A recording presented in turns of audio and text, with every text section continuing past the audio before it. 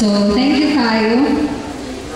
Ang atong programa kanang hapon gisugdan kini sa kasing inspiration led to us by our choristers, Sister Naima Zalalo and Sister General Sabalon. And then the opening song followed Wonderful. And then the opening prayer was offered to God by Brother T. Clyde Vegafrea. And then the welcome remarks by yours truly, Sister Lonnie Ivan Soliva. Then after my part will be the Secretary's report by Sister Donna Marie Arellano. Report niya ang nahitabo na programa last Sabbath. And then a special music will be rendered to us by Brother Justin Rolian and Brother Lou Villamor. And then susunod tayo na atong lecture about love. So, gapo kaya ang topic na ito karang kahapon na kay natay sa pinasahi na speaker. So, introduce na ko na siya later. And then the intermission number will follow by Pastor Rani Hagmo. And then a testimony will be given by Brother Richie Ubod.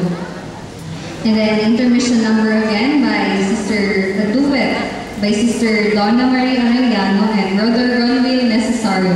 And then the sundown worship, and then the closing song, and then the closing prayer. So, ihatag na itong panahon sa itong secretary para sa number 4.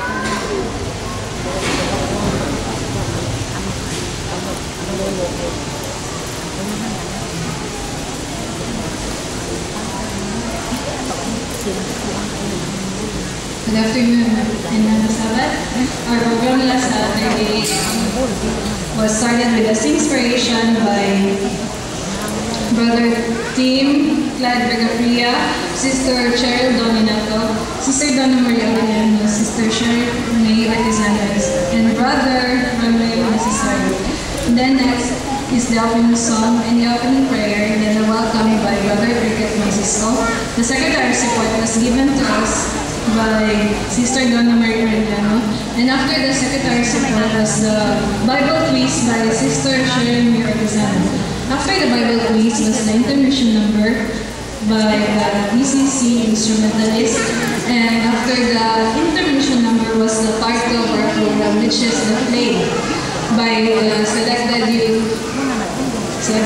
Then the summary by Elder Jemery Naruto. After that was the sundown or the lesson preview by Brother Cricket Francisco. Then the closing song and the closing prayer. Thank you once again, and